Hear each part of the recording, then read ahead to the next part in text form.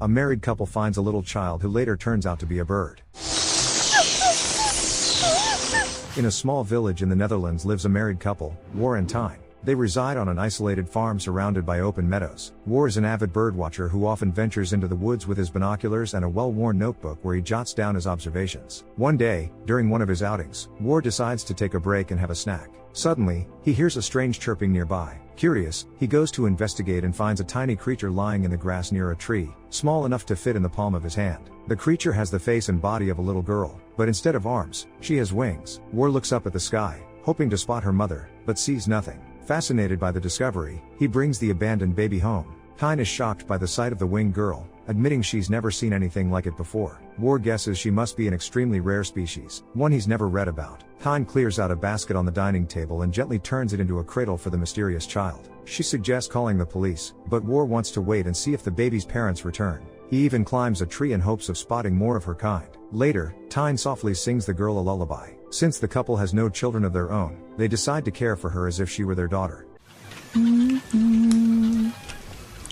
Tine gently feeds her drops of water from her fingertip while War watches with affection. That evening, the couple gazes lovingly at the sleeping child nestled in the basket and begins to think about a name for their unusual little guest. War suggests calling her Birdie, but in the end, they settle on the name Vagelcha. The next day, the couple awaits the delivery of essential items for their mysterious girl. Tine receives a doll, whose clothes she carefully alters to fit Vagelcha, along with a tiny bottle for feeding. Meanwhile, War assembles a large stroller so they can take her for walks like any ordinary baby. But when they try to tuck her in with a blanket, her wings still stick out. To hide them from prying eyes, Tine cuts up one of War's socks and sews a tiny poncho. Bundling her up tightly, the couple takes Vagelcha out for her first walk. As they stroll, Vagelcha watches the birds in the sky with wide-eyed curiosity. She soon starts making strange sounds, which Tine interprets as her trying to speak, but War believes she's chirping, not talking, and that she's more bird than human. Eventually, they reach the nearest town. Some local women admire the baby, and War tells them they've just adopted her. The women comment on how tiny she is, and one of them reaches out to move the blanket. Tine quickly pulls the stroller away and ends the conversation, leaving the curious townsfolk puzzled. Time passes, and Vagelcha begins to grow. She no longer fits comfortably in the basket on the dining table. She never learns to speak and continues making strange, bird-like sounds. One day, while Tine is washing dishes, she suddenly notices Vagelcha is no longer in her basket. Looking under the table, she finds the girl trying to fly. As time goes on,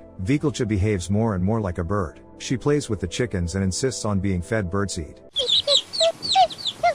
Tine becomes upset by Vagelcha's behavior. She wants her daughter to be more human. That night, she confides in War, worried that if Vagelcha never learns to speak, life will become very difficult for all of them. The couple builds a tiny bed for Vagelcha and places it in their bedroom. But when strange noises outside scare her, she jumps into their bed and falls asleep curled up between them. The next day, Vagelcha climbs on top of a cupboard and throws a tantrum, refusing to eat normal human food. Tine scolds her, but suddenly the girl spots a bug on the floor. She leaps down, scrambles after it, and eats it without hesitation. After discussing it with War, Tine offers Vagelcha a plate of worms. The girl eagerly devours them. Tine tries to teach her how to hold a fork with her toes, but Vagelcha resists and sucks the worms down with her mouth instead. War thinks it's perfectly natural bird behavior, but Tine is disheartened. She believes their daughter can learn manners, she just needs human role models to copy. The next day, Tine takes Vagelcha to a restaurant, but instead of mimicking the people around her, the girl is captivated by a cage of little parrots fluttering their wings. She starts trying to imitate them instead. Worried about drawing attention, Tine quickly takes her to the restroom and gently asks her to flap her wings in private. She waits outside, chatting nervously with a curious woman.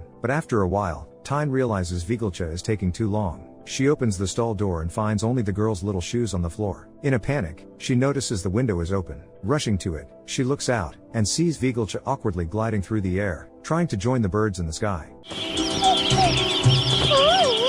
Tine calls out to Vagelcha again and again, but the girl doesn't return. Heartbroken, she heads home and tells War what happened. She's deeply worried about their adopted daughter. In a quiet moment, she notices a beetle on the windowsill, just like the ones Vagelcha used to eat. In a strange act of longing, she picks it up and eats it. The couple realizes that Vagelcha couldn't have flown too far. Determined to find her, they catch a train and head to the city. Meanwhile, Vagelcha is soaring through the sky with a flock of birds, feeling freer than ever. But a sudden gust of wind throws her off balance, and she crash lands through a rooftop window, right onto someone's bed. The bed belongs to a little girl named Lucha. Enchanted by Vagelcha's wings, Lucha asks where she got them. The two become fast friends. Since Lucha's father is often busy and doesn't spend much time with her, she finds comfort in her magical new companion. Back in the city, War and Tyne check in at an information center but find no leads. With night approaching, they try to get a room at a hotel, only to learn that it's fully booked. By sheer coincidence, they end up sleeping beneath the same large tree where Lucha and Vagelcha have dozed off, Vagelcha at the top, and Lucha on a lower branch. The next morning, the couple wakes to find Lucha nearby. She tells them about the winged girl sleeping in the tree.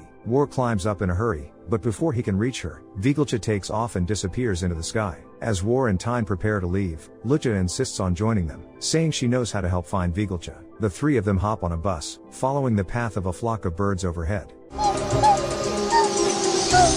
Tyne doesn't want to bring Lecha along because she thinks the little girl is too much trouble, but Lecha insists she can take care of herself. Meanwhile, Vagelcha is flying with a flock, but because of her small size, she starts falling behind. Eventually, she lands on the roof of a church. People notice her and call the fire department to help get her down. Just as the firefighter reaches her, Vagelcha suddenly takes off and flies away. The stunned crowd assumes eagles must have carried her off. Tyne and War see the news report on local TV and immediately recognize what happened. They track down the firefighter to explain that Vagelcha isn't a girl but a bird, and that no eagles took her. She flew off on her own. At first, the firefighter is skeptical but tells them the bird flew south, and even offers to help them search. War, Tyne, the firefighter, and Lecha set off together toward the south. Meanwhile, Vagelcha arrives at a tiny, secluded cabin. She sits by the window, watching birds fly by. When they take off, she joins them. But suddenly, gunshots echo through the quiet woods. Following the sound, the group grows worried, and Lecha becomes convinced Vagelcha fell into a well. Using the firefighter's gear, they lower Lecha down, but all she finds is Vagelcha's poncho. There's no sign of her anywhere. By evening, with no sign of Vagelcha, the group checks into a nearby hotel. Tyne quickly grows attached to Lecha, beginning to treat her like her own daughter. Later, Lecha spots a strange boy perched in a tree outside her window. She climbs out to join him, and they share a sweet, quiet conversation. Lecha tells him all about her extraordinary friend. That night, the boy heads back to his room and settles in for bed. But just as he's about to fall asleep, he hears a strange noise coming from under the bed.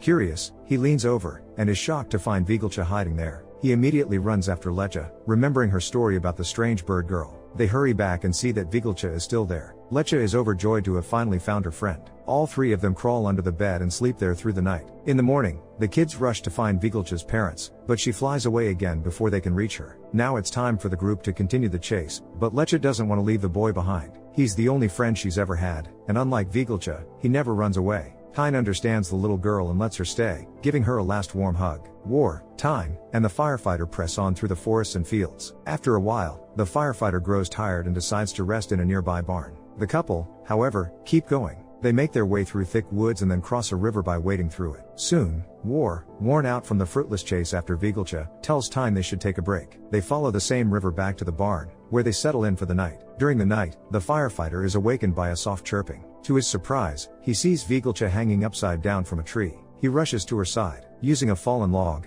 he reaches her and discovers she's injured her wings during flight. The man carefully tends to the bird girl's broken wing, relieved that she'll be able to fly again soon. The next morning, the firefighter tells Tyne and War about his incredible encounter with Vagelcha and assures them she's going to be fine. Then he says goodbye to the couple, who are still determined to bring their daughter back. On their way, they spot Vagelcha flying with a flock of birds and continue to follow her. Eventually, Tyne and War arrive at a beach and watch as Vagelcha flies off toward the sea. Though it's heartbreaking to say goodbye, they understand she wants to live among her own kind, because she is a bird. Accepting the farewell, the couple prepares to head home by bus. But suddenly, War hears a soft chirp.